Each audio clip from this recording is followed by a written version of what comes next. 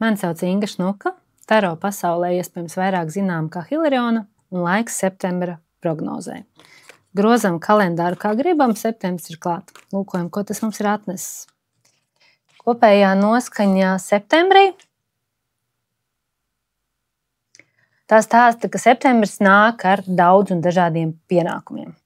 Ir tāda sajūta, ka vienā dienā viss ir aizpildījis visu darba sarakstu un darbu ir daudz. Ļoti daudz varbūt tieši mentālā slodze, visu paspēt, visu izdarīt, par visu parūpēties. Jāsaka gan, ka varētu būt tendence visu uzņemties uz sevi, nevis dalīt vai organizēt darbus, bet jā, kopējā noskaņa ir tāda, ka saturies, septembris nāk ar gana smagu darbu čemodānu. Jautājums, ko darīt septembrī?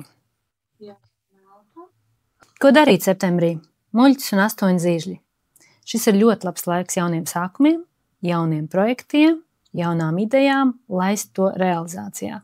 Protams, ka skatoties septembra kopējā noskaņa varētu būt, kad jaunā būs ļoti daudz, visa kā un uzreiz, bet idejiski, ja nu kaut kad sāk, tad septembris ir perfekts laiks, lai sāktu. Vismaz pirmo uzrāvienu, pirmo spērienu, un tad jau tālāk, lai tas attīstās, kā tam jāattīstās. Kas ir tas, ko septembrī vajadzētu mazināt? 5 zobeni un kausu tuze. Mazināt satraukumu par to, kā es gribu, par tādu ideālo versiju, kā man patiktos, un es vēl varēju to, un es vēl varēju šo. Tāpat arī es teiktu, ka mazāk vajag satraukties par to, kā tavas darbības vai varbūt bezdarbības ietekmē citus. Vairāk fokusēties uz to, kas ir labākais, ko es šobrīd varu izdarīt, nevis tiekties uz kaut kādu vispārējo ideālo scenāriju.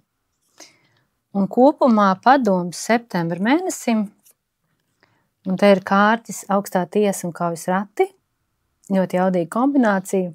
Šis ir izrāviena laiks, šis ir ļoti labs laiks pārmaiņām, īpaši, ja gribas kaut ko savādāk.